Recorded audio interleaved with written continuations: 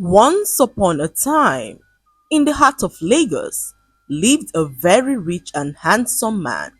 His name was Shola Williams, the CEO of Williams Tech Solutions, a leading technological company in Lagos. Shola was a very private and charismatic man, shrouded in misery. Unlike other wealthy men who flaunted their riches, he preferred to remain in the background, allowing his wealth and influence to speak for him. Because of this, not many people knew what he looked like, and countless women fantasized about capturing his heart. His assistant Jide was his mouth and ears in the public, and so many women tried so hard to befriend Jide, hoping that through him they could get close to Shola Williams. Amongst them was Tenny, a socialite known for her extravagant lifestyle and expensive taste. She had never met Shola before, but she was obsessed with the idea of becoming his wife. Tenny had dated several rich men in the past, but none of them had the allure of Shola Williams, the man nobody could touch. Determined to get close to him, Tenny set her sights on his assistant Jide. She charmed him, flirted with him, and even made him fall deeply in love with her, just to learn more about his boss. Jide, unaware of her true intentions, fell for her completely. One evening, whilst having dinner, Tenny finally asked the question she had been waiting to ask.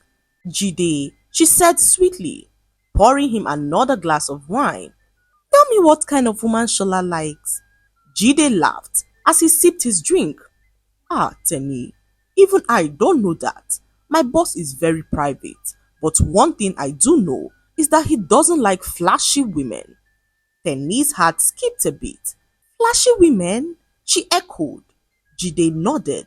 He always says he wants a simple woman, a woman who doesn't care about his wealth. Tenny's mind raced. If Shola likes simple women, then I will become the simplest woman he has ever seen. The next day, Tenny transformed her entire image. Gone were the designer dresses, the flashy jewelry, and the expensive wigs. She replaced them with simple outfits and braided her hair. She manipulated Jide into introducing her to Shola, not caring that Jide was deeply in love with her. When Jide finally realized what she had done, the pain was unbearable. One evening, after Tenny had charmed her way into Shola's life, Jide confronted her. Tenny, I need to ask you something, Jide said, his voice quiet but heavy. Tenny barely looked up from her phone. What is it? Jide hesitated before speaking. Did you ever care for me at all? His voice wavered. His hands clenched into fists to stop them from shaking. Or was I just a stepping stone for you to get to Shola? Tenny finally looked at him, her expression indifferent. Jide, don't be dramatic. Jide's heart pounded. Dramatic? Tenny, I loved you. I believed in you. Tenny sighed, rolling her eyes. Did you really think I would end up with a man like you? You're just an assistant, Jide. You were useful, but that's it. Jide felt like the air had been knocked out of him. He stared at her, unable to believe what he had just heard. You used me, he whispered, his voice breaking, and you never cared. Tenny shrugged. It's nothing personal. You should have known your place. Jide felt his heart shatter into a million pieces. He had given her his love, his trust, and in return, she had trampled on it. As he walked away from her that night, something inside him changed. The love he had felt for Tenny was gone, replaced by intense anger. Jide stood back and watched as Tenny manipulated her way into his boss's life. Her twin sister Peju was so disappointed to hear this. She was not in support of what Tenny had done to Jide because she knew how much Jide loved her sister Tenny. How could you do such a thing to him? She asked Tenny, who laughed in her face and asked why she was taking his side. Peju was nothing like her twin sister. She valued honesty, kindness, and hard work, things that Tenny had never cared about. Growing up, she had always tried to guide her sister towards the right path, but Tenny had been too blinded by greed and ambition to listen. Now, watching the way Tenny heartlessly discarded Jide, Peju could not help but side Jide. I'm taking his side because Jide is a good man. And you, Tenny, you're a liar and a deceiver. You've deceived everyone, including yourself. Tenny rolled her eyes. Oh, please, Peju. You're just jealous because I'm about to secure the life of a billionaire's wife while you're stuck in your boring life. Is that what you think, Tenny? Peju asked her sister, who smirked and crossed her arms.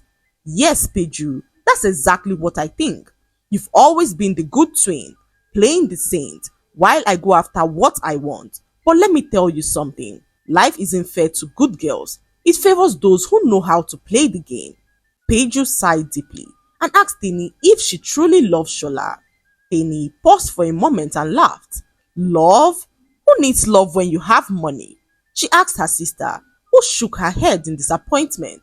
Days passed, and Peju found Jide sitting alone in a bar, his drink untouched. Jide, she said gently as she sat beside him. Jide didn't look up. Peju, I was a fool. His voice was filled with sorrow. I gave my heart, and she threw it away like it was worthless. Peju placed a comforting hand on his. That doesn't mean your heart is worthless, Jide. It just means she never deserved it. Jide sighed, his eyes dark with pain. How did I not see it? How did I not realize who she truly was? Peju could feel the pain in his voice. Because you're a good man, Jide, and good men believe in love. But don't let her change you. Don't let her turn you to a man that you aren't. Jide finally looked up at her, and for the first time in weeks, he felt something shift inside of him. Days passed, and Teni succeeded in making Shola fall deeply in love with her. She was the center of his world and ensured that everything revolved around her. She played the perfect role, humble, loving, and supportive.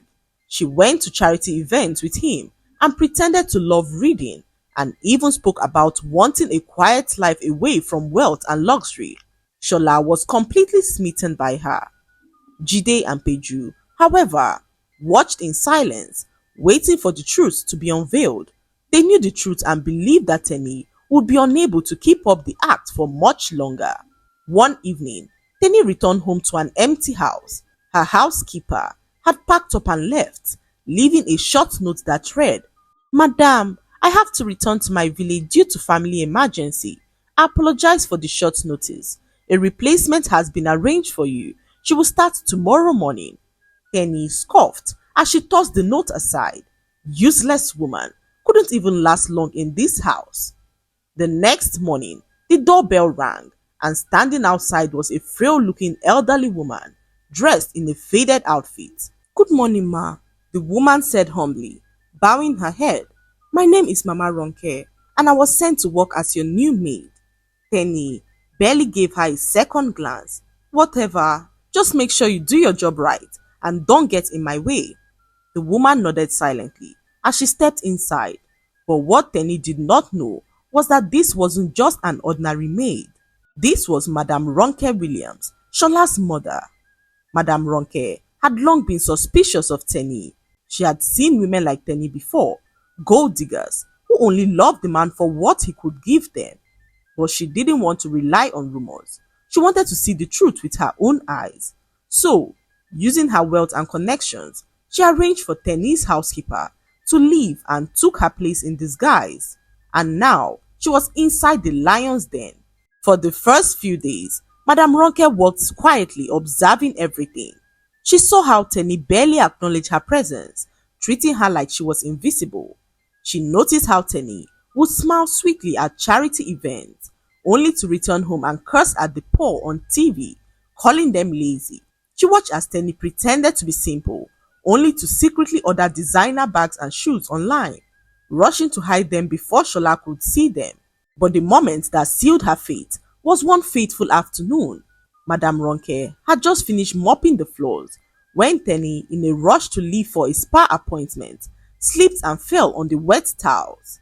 Tenny screamed in rage, glaring at the elderly maid. You stupid old woman! Are you blind? Do you even have a brain? She shrieked. Madame Ronke bowed her head. I'm very sorry, ma. Filled with so much rage, Tenny began to scream angrily at Madame Ronke. Are you stupid? She asked angrily as she struggled to get up from the floor. Do you know how expensive my time is? Do you even have a brain? she said to Madame Ronke, who bowed her head in shame as she apologized once more. Penny, filled with rage, gave her a hot slap across the face as she pushed her to the ground. Grabbing the back of her head, Penny shoved her face right into the bucket of dirty mop water. You should be grateful I don't fire you. You useless cleaner, she spat as she walked away, not caring that the elderly woman that she had just humiliated was gasping for her breath. Madame Ronke sat there for a moment as she tried to regain her composure. Inside, she was so furious, not because she had been treated like a common maid, but because this was the woman who wanted to marry her son. She wiped her face with a cloth, determined never to allow her son end up with a woman like Tenny. The next evening, Shola invited Tenny to a private dinner at his family's estate. Tenny, filled with so much excitement, believed that Shola was going to make their relationship official. She walked into the luxurious house, beaming, but then her blood ran cold. Standing beside Shola in the luxurious living room was Mama Ronke, her maid. She was no longer in her maid uniform, and Tenny could feel her heart stop. Shola, what is my maid doing here? She stammered, and Shola's face remained calm. Maid? He repeated, tilting his head as he looked at her shocked. Tenny, meet my mother, he said as Tenny felt the room spin. Her hand shook as she turned to Madame Ronke, who was now gazing at her. No, no, this can't be possible, Tenny whispered. You're just a maid. Madame Ronke stepped forward, her gaze piercing. No, Tenny, I was never your maid, but you showed me exactly how you treat people beneath you. Tenny's breath hitched. I lived in your house, Madame Ronke continued. I saw everything. The fake humility, the cruelty, the lies. Tenny felt her world collapse. She turned to Shola, tears forming in her eyes. Shola, please, you have to believe me. Shola raised a hand, silencing her. I trusted you, he said. I thought I had finally found a woman who loved me for me. Tenny stood there shaking as she watched her whole world crumble before her eyes. She tried to defend herself when suddenly Jide, Shola's assistant, walked in and began to clap, applauding her for her terrific performance. Tenny could not understand what was happening. She stood there frozen, her heart racing. Why was Jide clapping? Why did he look so confident? She turned to Shola, expecting him to scold his assistant, but Shola sat there smiling, a slow knowing smile that made her blood run cold. Then Jide took a step forward and spoke. Tenny, you truly are something else, he said, shaking his head. You thought you were playing us. How smart of you, he said as he laughed at her mockingly. Tenny's throat went dry. What are you talking about? She stammered. Jide let out a deep laughter. Jide turned back to Tenny, his eyes flashing with something she had never seen before. Authority. I'm not just Jide, he said. I am Shola Jide Williams, the real CEO of Williams Tech Solutions. Tenny's leg buckled as sweat poured down her face. Jide smiled at her and continued to speak. The man you've been scheming to marry, the one you thought was the CEO, is actually my cousin Shola Ade Williams. We share the same first name, and I let people believe that he was the real boss, while I stayed in the shadows as his assistant. Tenny felt like she could not breathe. She had ignored Jide, insulted him, broken his heart, even when she knew how much he loved her. She had thrown away the real billionaire, whilst running after the wrong man. Tenny's hand shook as she turned to her sister Peju, desperate for support, but Peju only stared at her with disappointment. Peju, please, help me talk to Jide. I'm so sorry for what I did. I was wrong for not accepting his love. But Peju only shook her head. Tenny, she said, her voice firm but calm. You were never sorry, Tenny. You were only sorry because you got caught. Tenny's heart pounded in her chest as she turned back to Jide, desperation filling her voice. Jide, please give me a second chance, she begged. I was blind before, but now I see. You're the only man I want. I swear I love you. Jide gave her a long hard look. Love? He scoffed. You don't love me, Tenny. You love the idea of wealth. You love power. You love what you thought you were securing. If you had truly loved me, you would have chosen me when you thought I was just an assistant. Tenny dropped to her knees, her designer dress pulling around her as she grabbed onto his hand. Please, she sobbed, don't do this to me. Jide calmly pulled his hand away. I'm not doing anything to you, he said. You did this to yourself. He raised his hand and two security guards stepped forward to meet him. Escort Miss Tenny out, and I don't want to ever see her in this house again. Tenny began to plead for mercy. Jide, please, I'll change. I'll be better. She wailed as the guards grabbed her by the arms and pulled her towards the door. Jide watched silently as she was dragged out of his estate. The last thing he heard was her scream of regret. The next morning, Tenny's name was all over the news. Socialite Tenny Ajayi, humiliated and disowned by billionaire family after playing the wrong game. Tenny's reputation was shattered. Her socialite friends abandoned her. No one wanted to associate with a woman who had schemed and failed so publicly. She had lost everything that she had worked so hard to get. Meanwhile, at the Williams estate, a new beginning was unfolding. Peju and Jide sat together as they discussed. The past month had been a game changer for them as they grew closer than ever. Jide turned to Peju, his gaze softer than she had ever seen. You were right about everything, he admitted. I should have seen through Tenny sooner. Peju smiled gently. Sometimes we have to experience the storm before we appreciate the calm. Jide sighed. I wasted so much time chasing after someone who never cared, while the one person who saw me for who I truly was right here in front of me. Peju's breath caught in her throat as their eyes met. What are you saying, Jide? She asked hesitantly. Jide then took a deep breath. I'm saying that maybe, just maybe, my heart was always meant for you. Peju's eyes widened, but before she could speak, Jide reached for her hand, his touch warm and firm. I don't want to make the same mistake twice, he said. Would you give me a chance? Peju's lips parted in surprise, but deep down, she had always known Jide was different. He was kind, he was loyal, and most of all, he was real. A slow, beautiful smile spread across her face. I'd love to, she whispered. Finally, the right woman had found her way to Jide's life, and as Peju and Jide sat together, talking and laughing under the soft evening light, a new chapter began, one built on honesty, respect, and true love.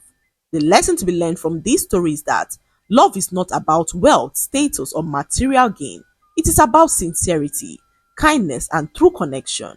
Tenny's downfall teaches us that deception and greed can never build a lasting foundation for love. She lost everything because she prioritized money over genuine affection.